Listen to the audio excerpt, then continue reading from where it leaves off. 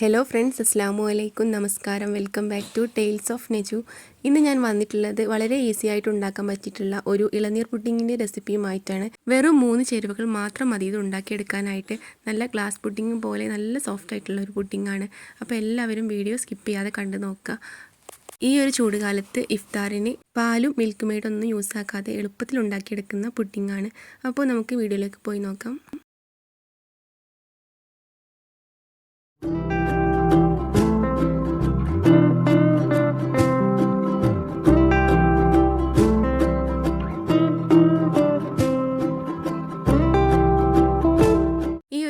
Pudding ഉണ്ടാക്കാനായിട്ട് 2 ഇളനീരിൻ്റെ വെള്ളവും അതിൻ്റെ കയമ്പും എടുത്തിട്ടുണ്ട്. ഒരു മിക്സിയുടെ ജാർ എടുക്കുക. എന്നിട്ട് ഇതിലേക്ക് ഞാൻ എത്രയാണ് ഇളനീർ വെള്ളം എടുക്കുന്നത് കാണിച്ചു തരാം. ആദ്യം നമ്മൾ ഇതിലേക്ക് 2 ഗ്ലാസ് ഇളനീരിൻ്റെ വെള്ളമാണ് ഒഴിച്ച് കൊടുക്കുന്നത്. എന്നിട്ട് അതിൻ്റെ പൾപ്പും കൂടെ ഇട്ടിട്ട് ഒന്ന് ബ്ലെൻഡ് ചെയ്തെടുക്കുക.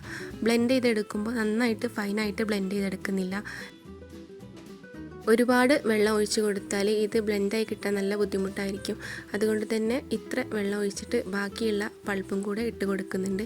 ഇത് അധികം മൂക്കാത്ത ഇളനീരാണ്, അതുകൊണ്ട് തന്നെ പെട്ടെന്ന് നമുക്ക് ബ്ലെൻഡായി കിട്ടും. അപ്പോൾ കുറച്ച് ഞാൻ ഇതുപോലെ കട്ട് ചെയ്തെടുക്കുന്നുണ്ട്. അതൊന്ന് ലാസ്റ്റിക്ക് വേണ്ടിയിട്ടാണ്. പിന്നെ ഇതിലേക്ക് ആവശ്യമായിട്ടുള്ള പഞ്ചസാര ചേർത്ത് കൊടുത്തിട്ടുണ്ട്.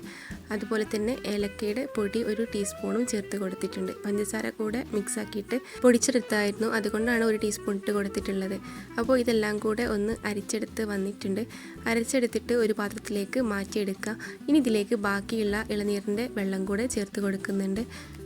ബാക്കി ഞാൻ ഇതിലേക്ക് 2 ഗ്ലാസ് ഇളനീർ വെള്ളം കൂടെയാണ് ഒഴിച്ചു കൊടുത്തിട്ടുള്ളത്. അപ്പോൾ ഇത്രയാണ് ഞാൻ ഉണ്ടാക്കിയെടുക്കുന്നത്. ഇനി ഇതിലേക്ക് ആവശ്യമായിട്ടുള്ള ചൈന ഗ്രാസ് ഒന്ന് എടുക്കണം. അതിന് വേണ്ടിയിട്ട് 10 ഗ്രാം ചൈന ഗ്രാസ് ആണ് എടുത്തിട്ടുള്ളത്. ഇതൊന്ന് കുറച്ച് വെള്ളത്തിലൊന്ന് സോക്ക് ചെയ്ത് വെക്കണം. ഒരു 5 മിനിറ്റ് സോക്ക് ചെയ്ത് വെച്ചാൽ മതിയാവും.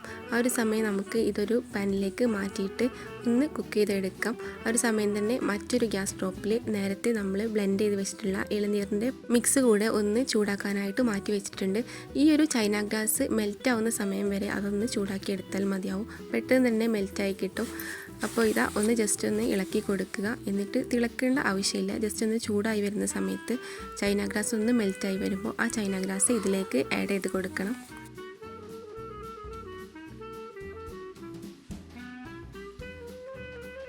ഇപ്പോൾ ഇതൊന്ന് ജസ്റ്റ് ഒന്ന് ചൂടായി വരുന്നുണ്ട്. ആ ഒരു സമയത്ത് ഫ്ലെയിം ലോയിലിട്ടിട്ട് വേണം ചൂടാക്കി എടുക്കാനായിട്ട്. ഞാൻ ഇതിലേക്ക് മിൽക്കോ അല്ലെങ്കിൽ മിൽക്ക് മെയ്ഡോ ഒന്നും തന്നെ ചേർത്ത് കൊടുക്കുന്നില്ല. വീട്ടിലുള്ള ഈ 3 ഇൻഗ്രീഡിയൻസ് മാത്രം മതിയാവും ഉണ്ടാക്കിയെടുക്കാനായിട്ട്.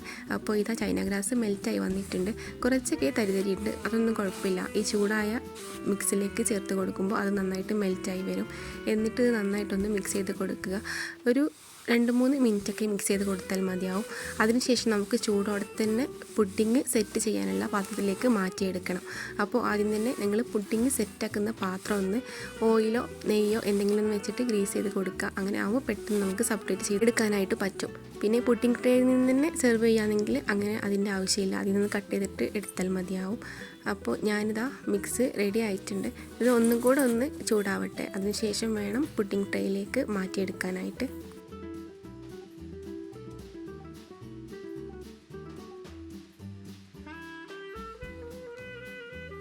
അപ്പോൾ ഞാനിത് സെറ്റാക്കി എടുക്കാൻ കുറച്ച് തിക്നെസ്സിൽ തന്നെ സെറ്റാക്കി എടുക്കുന്നുണ്ട്. അതുകൊണ്ട് തന്നെ കേക്ക് ടിന്നിലേക്കാണ് സെറ്റാക്കാനായിട്ട് വെച്ചിട്ടുള്ളത്. അല്പം ഗീ ഒന്ന് സ്പ്രെഡ് ചെയ്ത് കൊടുത്തിട്ടുണ്ട്. അതിലേക്ക് നേരത്തെ കട്ട് ചെയ്ത് വെച്ചിട്ടുള്ള ഇളനീരിൻ്റെ പൾപ്പ് ഒന്ന് ഇട്ട് കൊടുത്തിട്ടുണ്ട്. അതിലേക്ക് ചൂടായിട്ടുള്ള ഈ ഇളനീർ മിക്സ് ഒഴിച്ച് കൊടുക്കുന്നുണ്ട്. എത്രത്തോളം തിക്നെസ് വേണോ അത്രത്തോളം നമുക്ക് ഇത് ചേർത്ത് കൊടുക്കാവുന്നതാണ്. പിന്നെ ഞാൻ ബാക്കിയുള്ളത് പുഡിംഗ് ഗ്ലാസ്സിലേക്ക് സെറ്റാക്കി വെക്കുന്നുണ്ട്. അപ്പോൾ ഒരു കാര്യം പറയാനുള്ളത്, എൻ്റെ വീഡിയോ ആദ്യമായിട്ട് കാണുന്ന ആരെങ്കിലും ഉണ്ടെങ്കിൽ അല്ലെങ്കിൽ ചാനൽ സബ്സ്ക്രൈബ് ചെയ്യാത്ത ഏതെങ്കിലും കൂട്ടുകാരുണ്ടെങ്കിൽ ചാനലൊന്ന് സബ്സ്ക്രൈബ് ചെയ്ത് സപ്പോർട്ട് ചെയ്യുക. അതുപോലെ തന്നെ ലൈക്ക് ചെയ്യുക. നിങ്ങളുടെ ഫാമിലി റിലേറ്റീവ്സിനൊക്കെ ഒന്ന് ഷെയർ ചെയ്ത് കൊടുക്കുക. അപ്പോൾ ഞാനിതാ ബാക്കിയുള്ള പുഡിംഗ് മിക്സ് ഇതുപോലെ ഗ്ലാസ്സുകളിലേക്ക് സെറ്റാക്കി വെക്കുന്നുണ്ട്. അതിന് തന്നെ ഇളനീരിൻ്റെ പൾപ്പ് ഇട്ട് കൊടുത്തിട്ടുണ്ട്. അതിനുശേഷം അതിൻ്റെ മുകളിലേക്കായിട്ട് ചൂടോടൊക്കെ തന്നെ ഇത് ഒഴിച്ച് കൊടുക്കുന്നുണ്ട്. ഇനി ഇത് ജസ്റ്റ് ഒന്ന് ചൂടാറിയതിന് ശേഷം മാത്രം ഫ്രിഡ്ജിലേക്ക് മാറ്റിയെടുത്താൽ മതി. ഫ്രീസറിൽ വെക്കേണ്ടതില്ല. താഴെ തന്നെ ഒരു 2-3 മണിക്കൂർ ഒന്ന് സെറ്റാക്കാനായിട്ട് വെച്ചാൽ മതി. നല്ല തണുപ്പിച്ച് തന്നെ കഴിക്കണം, അപ്പോഴാണ് ഇതിൻ്റെ ഒരു ടേസ്റ്റ് കിട്ടുന്നത്. അപ്പോൾ ഞാനിതാ 2 മണിക്കൂറിന് ശേഷമാണ് കാണിക്കുന്നത്. 2 മണിക്കൂറായപ്പോൾ നന്നായിട്ട് സെറ്റായി വന്നിട്ടുണ്ടായിരുന്നു.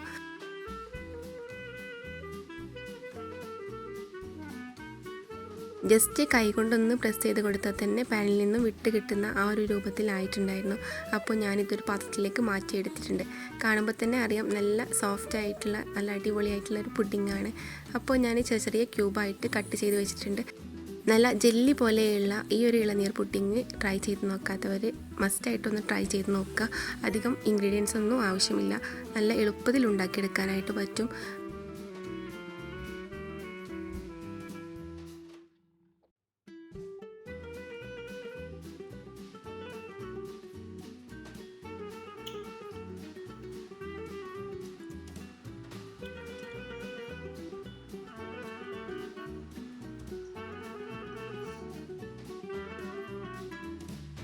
ഗ്ലാസ്സിൽ സെറ്റാക്കാൻ വെച്ചത് നല്ല സ്മൂത്തായിട്ട് തന്നെ കിട്ടിയിട്ടുണ്ടായിരുന്നു. അപ്പോൾ എൻ്റെ വീഡിയോ നിങ്ങൾക്ക് ഇഷ്ടമായെങ്കിൽ ലൈക്ക് ചെയ്യുക, ഷെയർ ചെയ്യുക, അതുപോലെ തന്നെ ചാനൽ സബ്സ്ക്രൈബ് ചെയ്യുക. ഇൻഷാ അല്ലാഹ് മറ്റൊരു വീഡിയോ ആയിട്ട് വീണ്ടും വരാം. അതുവരേക്കും ബൈ, താങ്ക് യു.